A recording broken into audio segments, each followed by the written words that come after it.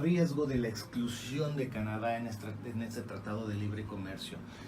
Tú, Rafael, como hombre de negocios, como representante de un sector cúpula que es... El Consejo Empresarial para la Productividad. Consejo Empresarial para la Productividad. ¿Me podrías decir cómo ves tú este tratado de libre comercio? ¿Qué diferencias va a tener con lo que era? ¿Y cómo va a quedar el sur en esta nueva negociación? Correcto. Creo que podemos partir de hilvanarlo. Recuerdo que tuvimos programas desde el año pasado platicando de este tema del TLC, y pues ya decíamos, no por ser pesimistas sino realistas, porque si algo nos distingue es ser optimistas pero no andar haciendo castillos en el aire. Y veíamos exactamente, coincidíamos aquí en la mesa con ustedes, cómo íbamos a bailar al ritmo que nos pusiera Estados Unidos. No era mucha ciencia definirlo. Y ahorita veíamos, estoy comentando fuera del aire, que nos quedamos cortos en algunos aspectos. Entonces, definitivamente sigue marcándose la línea que va a ser a los intereses de la economía más poderosa. Yo diría, Rafa, que ni siquiera a los intereses centrales de Estados Unidos, sino a los caprichos de Trump. Sí, definitivamente el señor, pero yo creo que atrás de este señor tan payaso, digo, discúlpenme el término que diga, pero es más decente después de que nos ha ofendido tanto, claro. Pero creo que no deja de ser un tipo astuto, y que todo lo que toca en la mesa lo va tirando, lo que no le interesa que quede parado lo va tirando. Al principio y final de cuentas lo tienen que arreglar los propios norteamericanos. Allá sí arreglan un poquito más a su propia El Congreso no estamos... No está exactamente igualito. El Senado no estamos... no acuerdan lo Okay. mismo. Ahora, la situación también hay que considerarlo. Ya vimos que sí estamos a su ritmo, al vaivén. Indistintamente del secretario de Economía, el señor Ildefonso Guajardo, que es el único que veo más preparado. Ildefonso Guajardo, que fue reconocido muy fuertemente entre los 300 hombres de negocios hace 2 días, ¿no? Ahora, su capacidad la tiene, pero obviamente el señor pues no puede dejarle el matiz de la política de lo que le diga el gobierno, ¿no? Entonces, podemos decir que la aceleración de la firma, como bien lo señalaste tú, no del tratado entre México y Estados Unidos, sino una firma que parece más politizada, nuevamente lo que le hace tanto daño a la economía. Sí. A lo mejor, pues esa parte no nos va a servir de mucho, porque en primer lugar, la estructura original del Tratado de Libre Comercio dice Canadá, Estados Unidos y México, y ahí ni los caprichos del señor Trump se pueden imponer, porque debe autorizarlo el Congreso estadounidense. Pero hay que recordar, Rafa, la coyuntura de lo político en este tratado. Sabemos que el día miércoles se vencía el plazo para que Donald Trump pudiera hacer el anuncio, para que pudiera su Congreso, este Congreso mayoritariamente aliado con él, sí, republicano, pudiera reiterar la firma con el TLC. Por eso el anuncio con México se volvió tan relevante. Ahora, politizados. Claro, aquí se está viendo la prioridad política, la prioridad de la imagen. Desde luego, Enrique Peña Nieto tenía que salvar la dignidad, y una forma de salvarla es justamente logrando la negociación con Estados Unidos. Veamos, la realidad no la salva. Está tratando de que al menos pues algo quede. Por eso digo que es tan politizado, no solo en Estados Unidos, es politizado aquí también en México, para que pues vamos a firmar algo, pero realmente no se está firmando ninguna ventaja para México, ni se está respetando tratado trilateral. Es que, Rafa, ese es el otro punto. La negociación de México y Estados Unidos fue presionada por los tiempos políticos, mientras que Canadá separó sus tiempos políticos para decir, aquí vamos a negociar dignamente un tratado, y por eso se lanzó hasta finales. Ellos pusieron sobre la mesa a decir, vámonos hasta el 25 al 27 de septiembre, y no me interesa, Trump, si tus tiempos políticos dan o no dan. Es correcto. Y Trump lo presionó diciendo que tenía tantos días, y la respuesta fue muy categórica del presidente de Canadá, dignamente diciendo, nosotros no vamos a tener esas presiones. no vamos a aceptar nada que afecte a los canadienses. Y eso es lo que explica el golpeteo de Trump Exacto. con el gobierno canadiense. Exactamente. Que no sucumbió a su capricho. Así es. Ahora, ¿qué sentimos? Vamos a analizar lo poquito que podamos porque hay muchas letras chiquititas que ni siquiera están escritas y presentadas. Hablábamos que ya se logró en la industria automotriz. Vamos a pensar ese escenario de unidad. Aspavientos. Exactamente. Vamos a ver lo que nos dice el secretario de Economía, el que yo digo el más preparado de Y todo el lo que hay en Alfonso México, Guajardo. el de Alfonso Guajardo, pero que no puede imponer al matiz político que le ordene el presidente Peña. Entonces, ¿qué estamos ubicando? Que dice, la industria automotriz, ya logramos los avances y yo tengo mis dudas de que sean avances en los términos que nos han dado a conocer de la industria automotriz. En primer lugar, ¿cómo vamos a competir solo en el aspecto de que indica que deben ser $16 la hora? Estamos hablando, creo que algo así de 60,000 pesos al mes. $16 la hora estaríamos así. hablando de más o menos Nosotros casi por hora de como 60,000 pesos al mes. como más o menos. 380 pesos la hora, más Sí, o menos no, por ahí. estamos hablando, claro, estamos hablando, por no, 310, Serían 320 por ahí. pesos, ponle 3,500 pesos Y según diarios. el turno, por los días que trabajen al mes, es alrededor de 60,000 pesos, si no falla sí la cuenta. está. La cuestión, ¿dónde se va a pagar un sueldo mínimo de 60,000 pesos al mes en la industria automotriz? O sea, yo hasta ahorita ¿Cuánto no lo subirían entiendo. los carros? Bueno, De esa es una. manufactura mexicana. Esa es una. O sea, en Estados Unidos, pues no vamos a tener ninguna duda que eso se pudiera cubrir, inclusive en Canadá. Que Canadá tiene también una gran presión y presencia en el ensamble de automóviles estadounidenses. Pero México, pues estamos supeditados. Ahora, esa es una. Número dos, las partes de componentes que deben ser, que el 70, que bajó al 65. Señores, por favor, ahí entendemos que quieren cuidar los estadounidenses que ya no metamos partes asiáticas, Chinas, claro. etcétera, europeas, en fin, o los vehículos europeos que se ensamblan aquí, pues ellos quieren que presionemos de alguna manera que haya partes americanas. Ahí nosotros no nos podemos meter de árbitros, por eso hay que aclarar muy bien esas letras chicas.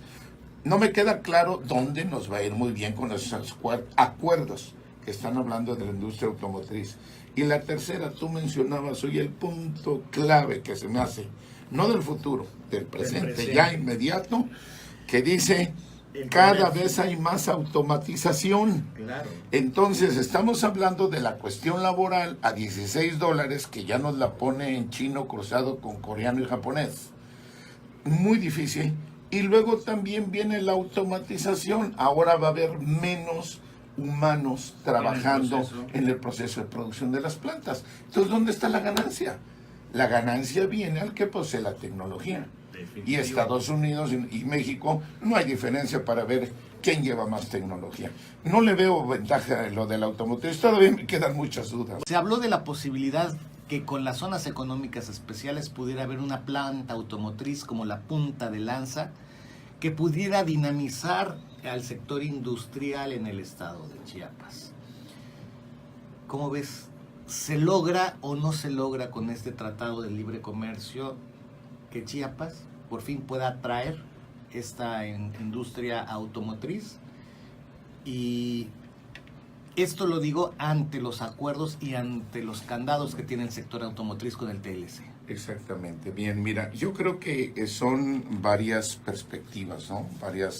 Varias líneas que hay que analizar. Una, que después de lo que acertadamente decías a finales del siglo pasado, ya hablábamos de una planta para fabricar o por lo menos ensamblarlos. Ensamblar automóviles. ¿Verdad?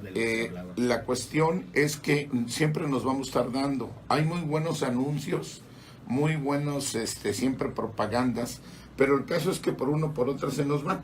Y así se nos va yendo el tiempo. Hoy la expectativa nuevamente viene. Y como acertadamente comentas, si el Tratado de Libre Comercio nos va a ayudar, tenemos que partir de ahora la otra línea. Hoy lo mencionabas bien abriendo el programa. El sur no figura en el TLC. O sea, en el sur nos hemos quedado sin voz desde la formación del Tratado de Libre Comercio por parte de México. Yo creo que ahorita lo que tenemos que ver, sería algo sorprendente si el secretario de Economía dijera: hoy en el acuerdo que vamos a tener en la formulación, hoy Chiapas ya entra y nos dice sus necesidades.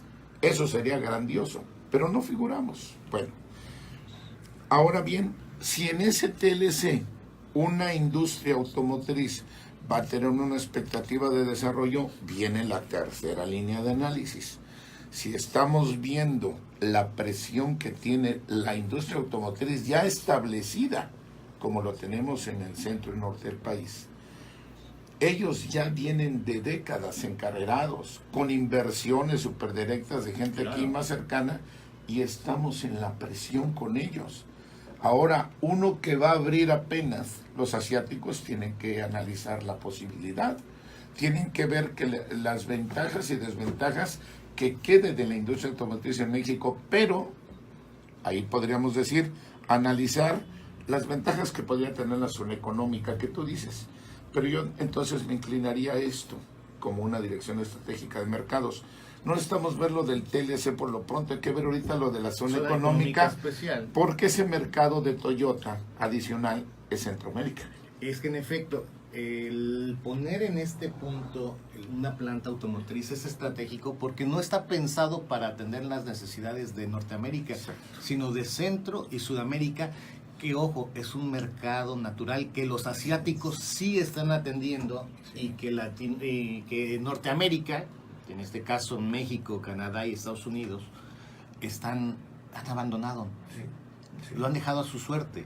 Entonces, esta posibilidad estratégica que otros sí están viendo puede ser en algún momento vetada, y esa sería mi preocupación, Rafa, que no pudiera florecer por los candados que se tienen en esta firma, o en esta, no sé por qué no se ha firmado, al pactar este acuerdo. Así es.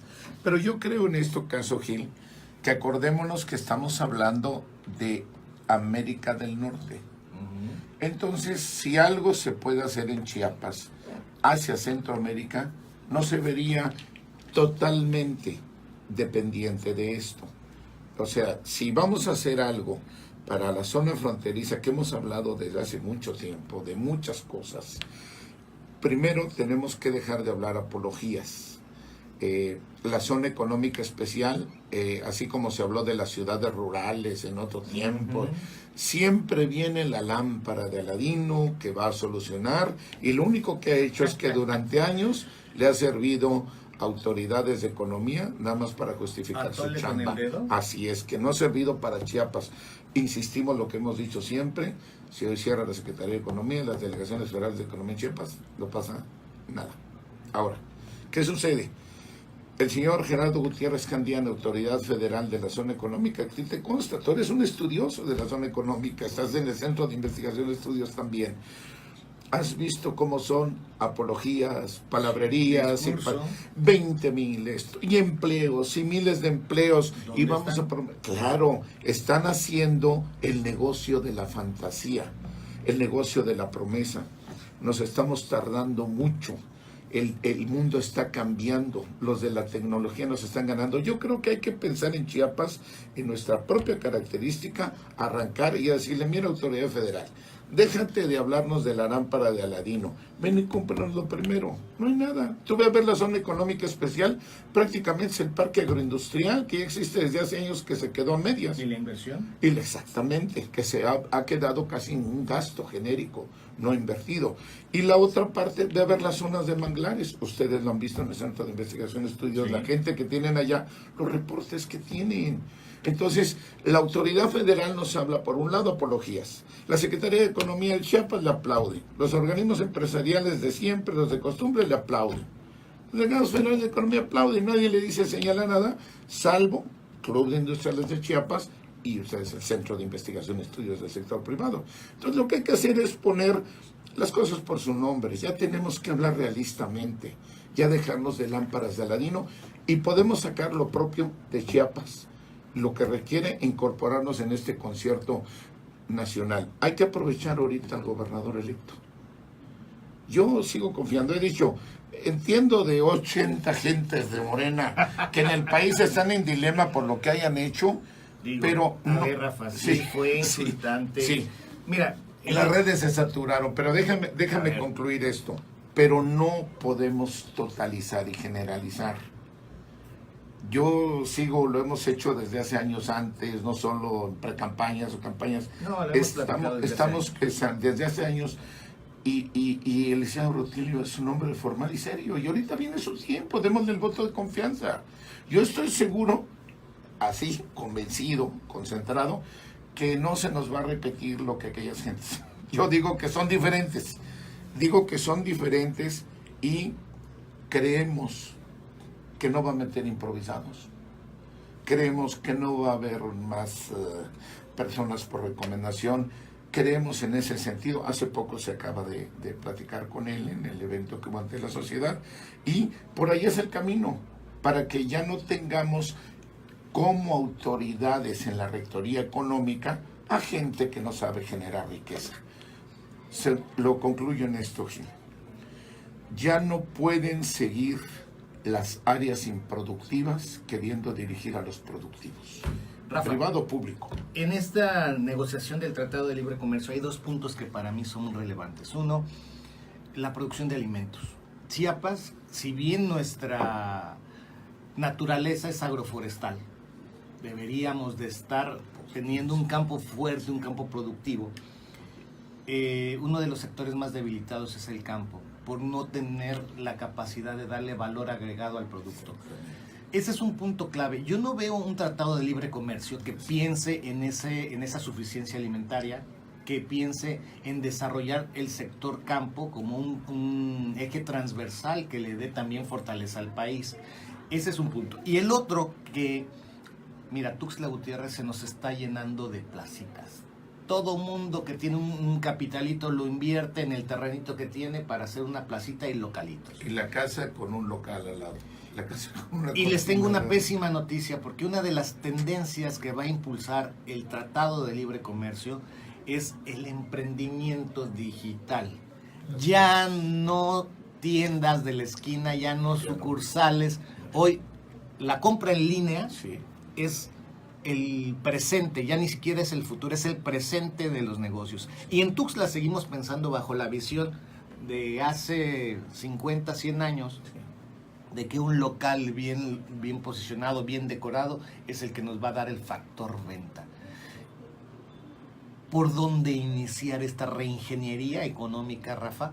Porque a final de cuentas, el reto es que esta economía no se siga derrumbando y no sigamos siendo una fábrica de pobreza. Es correcto, sí, así se deben llamar las cosas, Gil, por su nombre. Y definitivamente has planteado el panorama que vaya. Cada vez las sociedades evolucionan muy rápido, bueno, vamos a decir, modifican muy rápido las cosas. Unas son para evolucionar y otras son para involucionar. Y efectivamente, ya mencionaste algo, todos los años, trienios, sexenios, durante décadas, estamos hablando lo mismo. Y lo señalaste correctamente bien. Bajo valor agregado, pobreza, pobreza, pobreza. Por eso es la realidad. Donde hay pobreza surgen todos los problemas y los males. Entonces, eso es lo que vivimos. Tienes mucha razón. Se puede fomentar los productos agrícolas, que no están tan baratos, porque si vamos a ver ya cuánto cuesta el aguacate o jitomate, se va. Sin embargo, yo creo que es lo mismo. Tenemos que entrar con acciones concretas para dar valores agregados. Lo podemos hacer, pero parece que tener gente eficaz, pública o privada, que no sean rolleros, que sean gente profesionales, generar riqueza. Date cuenta, el kilo de café más o menos a granel, porque así lo vendemos por quintal, a 45 pesos. Y de lo mejor. Y de lo mejor. Pero resulta que ese mismo café, si tú le das el valor agregado, ¿cuánto te cuesta en el supermercado este café de altísima calidad? Te está costando entre 150 y 180 pesos en el mercado. Esa es la diferencia de darle valor agregado al producto. Es el mismo café, no salió de Chiapas, pero su valor de mercado se incrementa.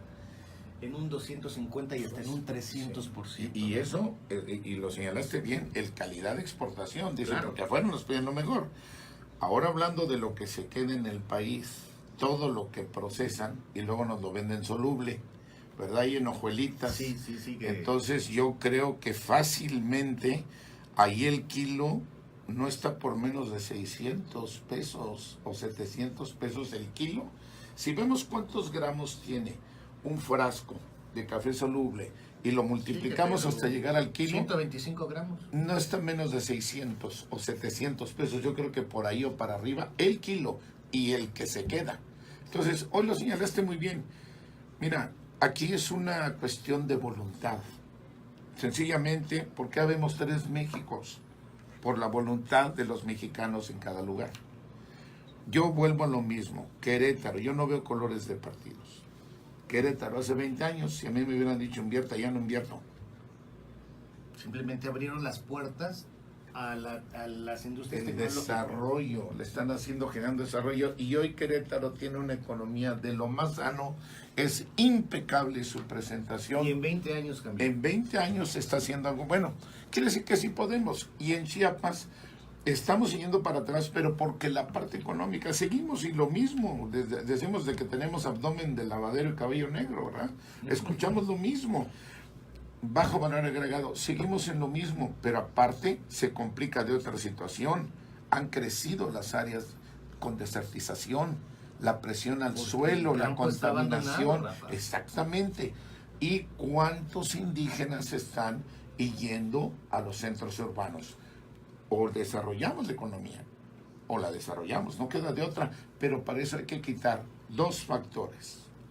Burócratas improvisados, que no saben generar dinero y quieren mandar a los que producen, y organismos empresariales que no tienen representatividad, unidades económicas y mucho menos geográficamente, que solo alquilan en membrete para la fotopleitesía, que es, ya la historia ya nos lo demostró, ya debemos de dejarnos de esto, tenemos que meter especialidad profesional y experiencia para producir. Bueno, Rafa, y retomando lo que hablábamos en el bloque anterior,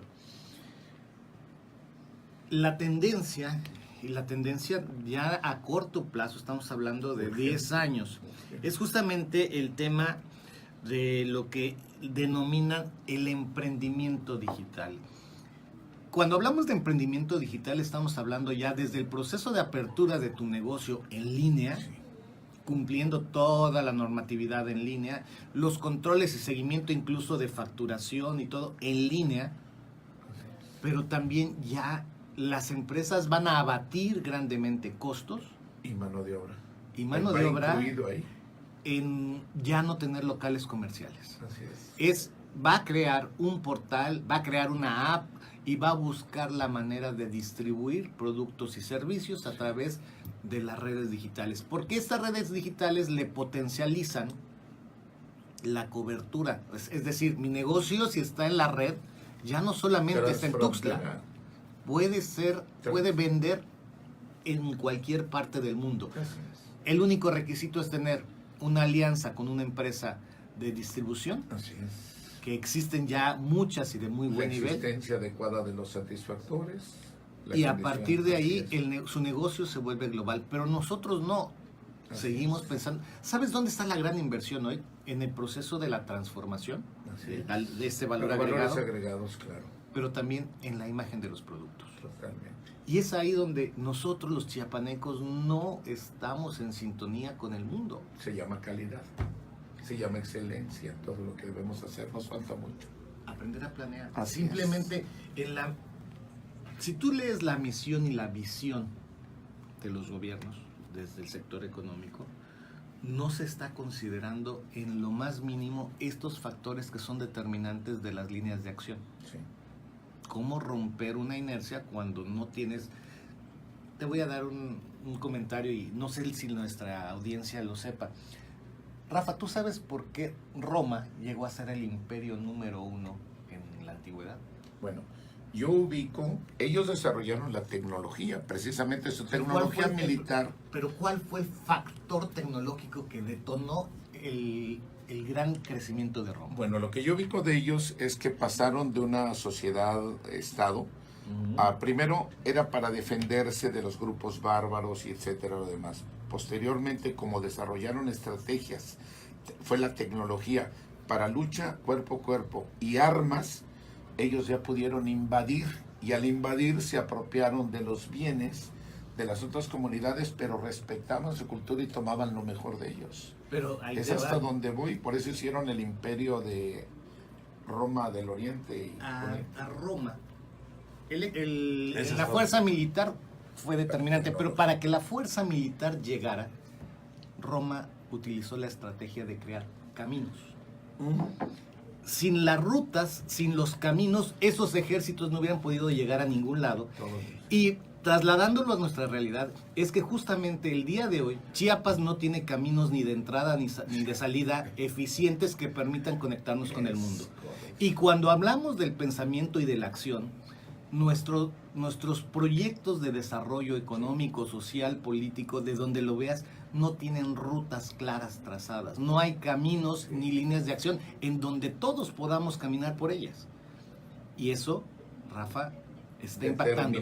Y cuando en un tratado de libre comercio, tanto Canadá, que está defendiendo su posición, como Estados Unidos sí tienen una ruta a seguir. El norte de México, podríamos decir, tiene una ruta a seguir. Por el centro, claro, pero nosotros que no la tenemos, ¿qué vamos a hacer? ¿Quedarnos ahora sí a la saga de la saga? No podemos. No, eso tiene que cambiar, pero no debemos dejar de que cambie para peor, sino debe cambiarse para mejorar. Y debe de cambiar desde la sociedad. Así es, lo que hoy hablábamos. Uno, quitar ya a la gente improvisada, pública y privada, porque hay una cuestión, no solo ser empresario productivo quiere decir que es buena contribución, hay que tener la mentalidad de contribuir a que la economía del Estado se desarrolle, no que mi economía, la economía de mi empresa nada más, en primer lugar. Claro. Entonces, y la otra es cómo contribuir en esto, y la otra es no funcionarios públicos improvisados de muy buena oratoria, de verborrea, no.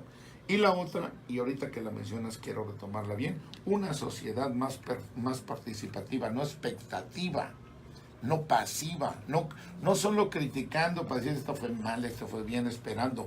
Tiene que presionar una sociedad. No estoy hablando de bloqueos y ofensas, al contrario, como los orientales, a producir más, pero exigiendo no solo un gobernador, a cada uno de los funcionarios y a sus propios compañeros de organismos empresariales que deben decir, ya déjate de andar alquilando el membrete y aplaudir como foca, vamos a producir. Pues sobre esto es dignidad. Y pues Rafa, algo que yo quiero, antes de encaminarnos al cierre de esta emisión, retomar, están subiendo el peaje de las autopistas. En Chiapas no tenemos autopistas, tenemos carreteras o supercarreteras, por cierto, en muy mal estado, y todavía, ¿qué, Raider? ¿15% de incremento? Entre 1 y 5 puntos. Entre 1 y 5% de incremento al peaje. Golpes que le pegan al sector productivo, desde luego, que nos quitan competitividad. Y retomando el tema, Rafael Castillejos, otro dato adicional. Fíjate que un analista económico mencionaba que en los últimos 20 años el poder adquisitivo del peso mexicano ha perdido el 73%. O sea, se ha perdido el 73% del poder adquisitivo. Es decir, lo que comprabas hace... Él nos explicaba de que lo que comprabas, más bien... ¿Cómo le doy el ejemplo? Para no equivocarme. 1,000 pesos. Sí, si antes lograbas 1,000 pesos, ahorita 270 pesos. Sí. Entonces, de esta manera, todo esto le pega al sector productivo. Pero, finalmente, Rafa, yo quisiera decirte, si tú hoy tuvieras un espacio de decisiones, de planeación y de ejecución económica en Chiapas, ¿qué determinaciones harías para que el TLC si tuviera un efecto positivo en el sur, particularmente en la entidad? ¿Y qué harías para reactivar la economía? Correcto, mira, bueno, yo pienso como inversionista, ¿verdad? Como gente que me encanta analizar esto, que lo tendríamos que aplicar inmediatamente a la economía socioeconómica, verlo a la economía del Estado. Sí. Tendríamos que ubicar. Tenemos que ver, obviamente, el gran paralelo, la gran desventaja del medio rural, aparte de las condiciones difíciles aún en la propia capital, y hacer el primer control de la balanza comercial del Estado. Eso es lo primero que me iría yo. A ver, déjame regular mi balanza comercial. Antes de irme para ver qué aprovecho con el TLC o zona económica, todo lo que traigo que sé que es mucha apología, me iría para ir directamente a mis polos. ¿Qué hago? ¿Dónde vería el nivel de crecimiento, desarrollo de cada uno?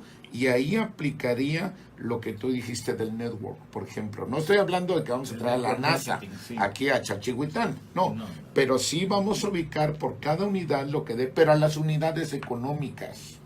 No vamos a ir a los especies de diputados que entre de los mismos tenemos empresarios generan directo, riqueza. exacto, y decir, usted señor ya está desarrollado, adelante, usted compita, ya tiene toda la facultad para la economía de mercado. Ahora déjenos atender realmente los factores que requieren que regulemos la balanza comercial. Y de ahí mismo se va a derivar lo que tú hablabas, cómo poder equilibrar esa desventaja de valores no agregados. Cómo empezar a checarlo y hacia los mercados que se den, porque mucha gente dice, pues si no lo vendo me quedo aquí sin esto. Entonces tendríamos que regular y hacer los mercados como lo hacen los norteamericanos. Ellos se ubican bien. No hay mayor ciencia. Todo es un orden que en la cadena de intermediación no se fugue, no se quede la válvula sin presión. Que traigamos más dinero a la economía poquito a poco y luego le dediquemos a lo que hoy dijiste tú, infraestructura pero productiva. Sí. Productiva, no hay de otra. Para empezar a traer, ¿cómo te voy a traer a ti empresario si no tengo no ni hay siquiera, caminos? claro, los caminos elementales? No tengo una draga, ya te estoy hablando de puertos marítimos, de altura y todo. Ese tipo de cosas, y que lo vamos a mejorar en 10 años, o que en 20 años, No, esos son chambismos. ya. Eso es lo primero que aterrizaríamos. Realidades. Partir de la realidad para proseguir en que podamos tener mayor riqueza e invertirla en nuestro mejor Producto Interno Bruto de Chiapas. A la gente. Preparar a la gente. Hay mucha deficiencia en la preparación. Pues Rafael Gracias. Castillejos, nos podríamos aventar Sí. un ratote más platicando de este tema. Platicando, Así es, claro. espero que usted, estimado radioescucha, haya disfrutado tanto de esta Esperamos. plática como lo hice yo con Rafael en estos temas en los que a final de cuentas, que a veces hablar del TLC parece algo tan lejano, pero que si usted le revisa y le rasca un poquito se va a dar cuenta que realmente toca su vida y tiene mucho que ver con su cotidianeidad. Por eso, ¿a qué lo invito? A que el día de hoy brinde su mejor esfuerzo en su trabajo, sea usted realmente competitivo y determine que el sueldo que está recibiendo, sea malo, regular o bueno, lo desquite usted con ganancia, porque esa ganancia a final de cuentas se revierte en nosotros mismos. Pues mi nombre es Gilberto Ruiz Cáceres, gracias por el favor de su atención, nos escuchamos el próximo lunes en punto de las 9 de la mañana aquí en Infonegocios MX. Rafa, muchas gracias por estar Gracias con a nosotros. ustedes y a tu radio auditorio. Feliz fin de semana.